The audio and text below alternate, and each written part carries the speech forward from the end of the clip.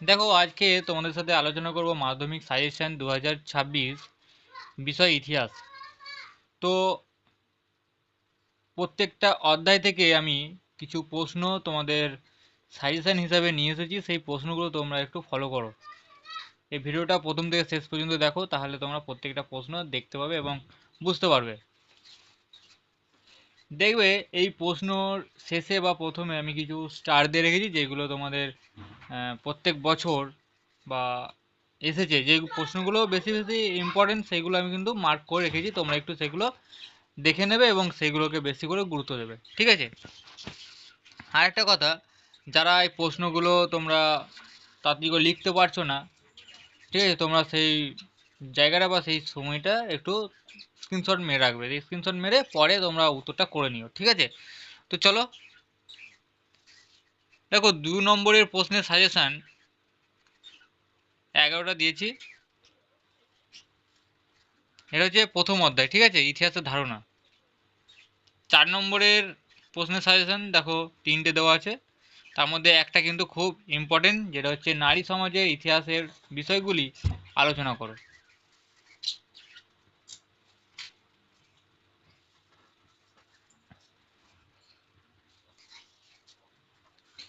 তাই দেখো, অধ্যায় 2, সংস্কার বৈশিষ্ট্য ও পর্যালোচনা। সংস্কার বৈশিষ্ট্য ও পর্যালোচনা। তো 2 নম্বর প্রশ্ন আমি দিয়েছি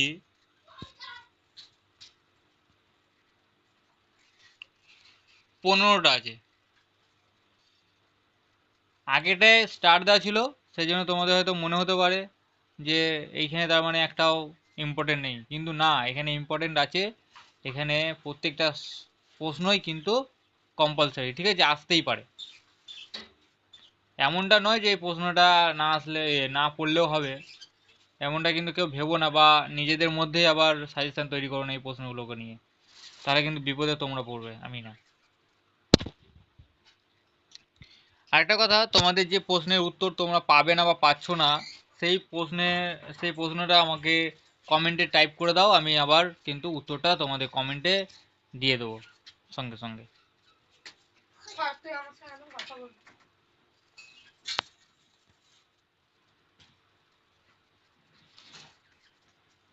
তারপরে দেখো 4 নম্বরের প্রশ্নের সাজেশন।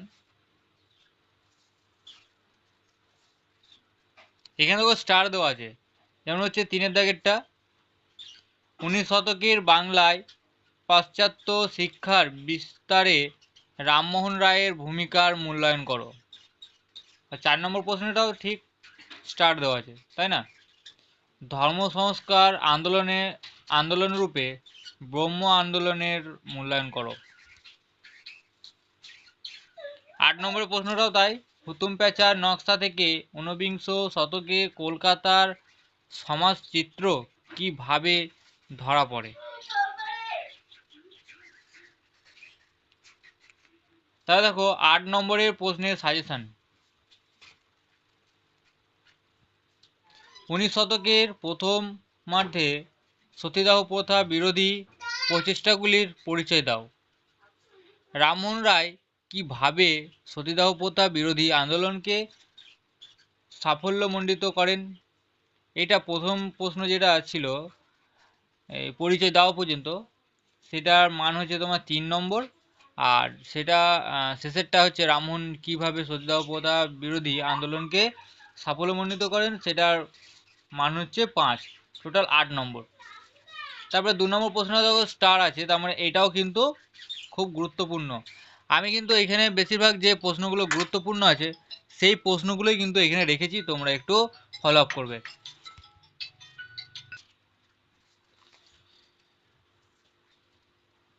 তো দেখো, শিক্ষা বিস্তারে প্রাচ্যবাদী ও পাশ্চাত্যবাদী বিতর্ক কি। উচ্চশিক্ষার বিকাশে কলকাতা বিশ্ববিদ্যালয়ের ভূমিকা আলোচনা করো। 5+3 আছে, দুটো প্রশ্নের উত্তর করতে হলে কিন্তু 8 নম্বর পেয়ে যাবে তোমরা। 3 নম্বর প্রশ্ন, বাংলার নবজাগরণ বলতে কি বোঝো বা কি বোঝায়, এই নবজাগরণের সীমাবদ্ধতাগুলি কি। এটাও 3+5 আছে, যদি দুটো করতে পারো তাহলে 8 নম্বর পাওয়া থেকে কেউ আটকাতে পারবে না তোমাদের। ঠিক এইরকমই কিছু প্রশ্ন আছে, যে প্রশ্নগুলো স্টার দেওয়া আছে, সেই প্রশ্নগুলো কিন্তু খুবই ইম্পর্টেন্ট। তোমরা আশা করি স্ক্রিনে দেখতে পাচ্ছ, সেই প্রশ্নগুলো একটু বেশি করে গুরুত্ব দাও এবং সেই প্রশ্নগুলো তোমরা খাতায় নোট করে নাও। হ্যাঁ, এবার চলে যাবো আমরা তৃতীয় অধ্যায়। তৃতীয় অধ্যায় থেকে আমি কিছু প্রশ্ন দিয়েছি 2 নম্বরে, দেখো 13টা। এই প্রশ্নগুলো কিন্তু ইম্পর্টেন্ট আছে।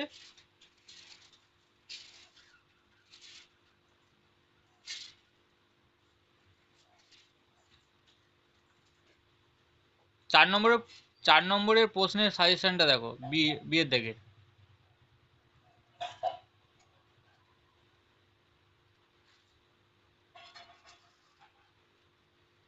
এখানে দেখো একটা টিকা আছে না, কোল বিদ্রোহ, এটা কিন্তু বেশি বেশি ইম্পর্টেন্ট। হ্যাঁ, এটা কিন্তু মানে তোমরা ডবল ভি লিখে রাখতে পারো, ভেরি ভেরি ইম্পর্টেন্ট বলে। তারপরে দেখো দেওয়া আছে সাঁওতাল বিদ্রোহের কারণ লেখো। ঠিক আছে, এর আগের অধ্যায়টা যেমন ছিল তোমার 3+5 এরকম করে ভাগ করে দেওয়া ছিল, এখানে কিন্তু সেরকম কিছু নেই। এখানে তোমাদের পুরোটা করতে হলে তবে তোমরা পেয়ে যাবে 4 নম্বর। তারপরে দেখো চলে আসবো সিয়ের দাগের 8 নম্বরের প্রশ্নের সাজেশন। নীল বিদ্রোহের কারণ, ফলাফল, গুরুত্ব লেখো। 4 নম্বর অধ্যায় সংঘবদ্ধতার গোড়ার কথা, বৈশিষ্ট্য ও বিশ্লেষণ। 2 নম্বরের প্রশ্ন আমি 11টা দিয়েছি, এগুলো তোমরা একটু নোট করে নাও। আর যেটা পারবে না অবশ্যই কিন্তু আমাকে কমেন্টে জানাবে, কমেন্ট করতে কিন্তু কেউ ভুলো না। আর ভিডিওটি ভালো লাগলে অবশ্যই একটা লাইক করো, আর তার সাথে সাথে চ্যানেলটির পাশে থাকার জন্য চ্যানেলটিকে সাবস্ক্রাইব করো। পরপর প্রশ্নগুলো তোমরা একটু দেখে নাও, যাদের রায়মার্টিন বা ছায়ার সহায়িকা আছে তোমরা সেই প্রশ্নগুলো সেখান থেকে পড়ে নাও, প্রশ্নের উত্তরগুলো। লাস্ট সাজেশন, লাস্ট মুহূর্তে লাস্ট সাজেশন, তোমরা কিন্তু একটু এটা ভালোভাবে অবশ্যই করো।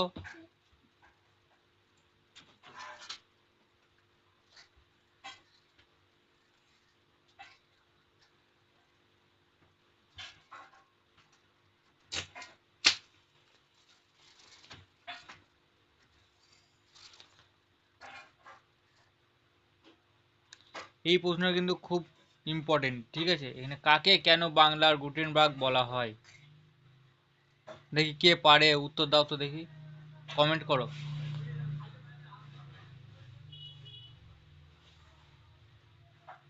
আশা করি বাংলা পরীক্ষা তোমাদের ভালো হয়েছে, বাংলা ও ইংলিশ।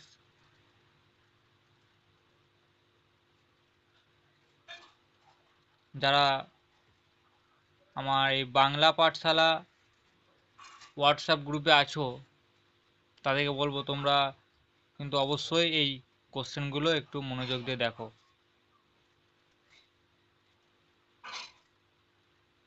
দেখো এইখানে যেমন হচ্ছে, আমি বলে দিই একবার, যেমন অধ্যায় 5 বিকল্প চিন্তা উদ্যোগ বিশ্লেষণ ও পর্যালোচনা, এর দেখো সিয়ের দাগের যে প্রশ্নগুলো দিয়েছি 8 নম্বরের প্রশ্নের সাজেশন, যেটা যে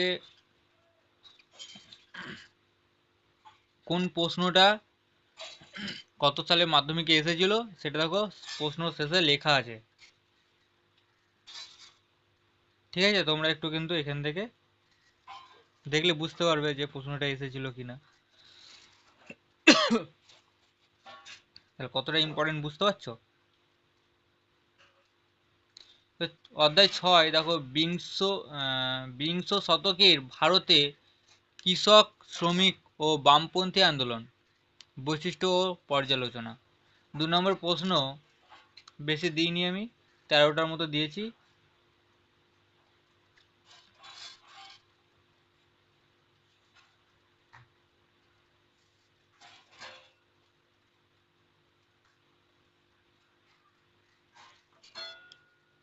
স্পষ্ট দেখতে পাচ্ছ স্ক্রিনে?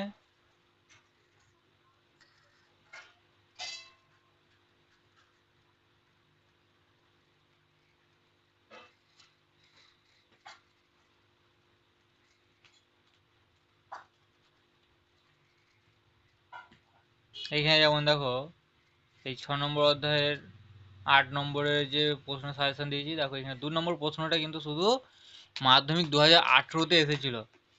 তাহলে এটা কিন্তু এইবারে আসার খুব সম্ভাবনা আছে। বিংশ শতকের ভারতে উপনিবেশ বিরোধী আন্দোলনে বামপন্থীদের ভূমিকা কি ছিল? সুন্দরভাবে একটু লিখে দেবে, তাহলে তোমরা 8 নম্বর পেয়ে যাবে।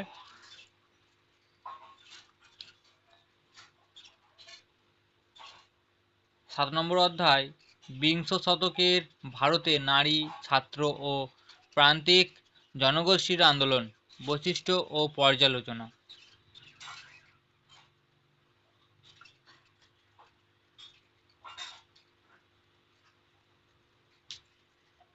ঝট করে একটু উত্তরগুলো করে নেবে। উত্তর তোমাদের খাতায় আর লিখতে হবে না, যদি কোনো সহায়িকা থাকে সে সহায়িকাতে তোমরা প্রশ্নগুলো দাগ নিয়ে নাও পেন্সিলে করে, দিয়ে ওই পেন্সিল ওই প্রশ্নের উত্তরগুলো ওখান দিয়ে পড়ে নাও, তাহলে তোমাদেরকে আর লিখতেও হবে না আর ডবল খাটনি হবে না। আর যদি কেউ বলো যে আমার সাজেশন হিসাবে আমার কথা মতো চলবে, তাহলে আমি বলবো আমার একটাই কথা, প্রশ্নগুলো এখান থেকে দেখো আর উত্তরগুলো একবার করে পড়ে নাও। পড়ার পর না দেখে লেখার চেষ্টা করো, দেখো আজীবন মনে থাকবে, পরীক্ষা শেষ হয়ে গেলেও মনে থাকবে, ভুলবে না।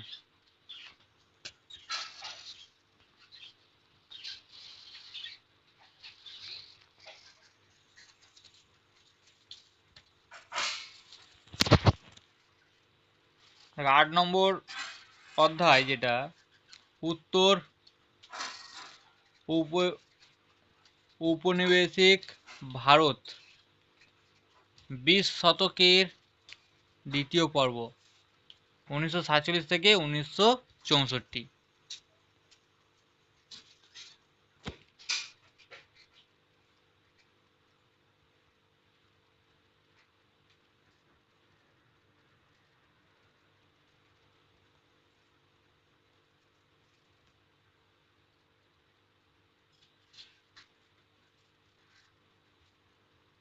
তাহলে এই হচ্ছে আজকের প্রশ্ন। তোমরা কিন্তু খুব গুরুত্বপূর্ণভাবে যে ভিডিওটা দেখলে আমার খুব ভালো লাগলো, এবং তোমাদের সকলকে জানাই কালকের ইতিহাস পরীক্ষার জন্য অল দ্য বেস্ট। তোমরা সবাই ভালো করে পরীক্ষা দাও, আর তোমাদের জন্য আমি শুভকামনা করছি, তোমাদের যেন পরীক্ষা খুব ভালো হয়। আর পারলে ভিডিওটা একটু তোমার বন্ধুদের কাছে শেয়ার করে দাও।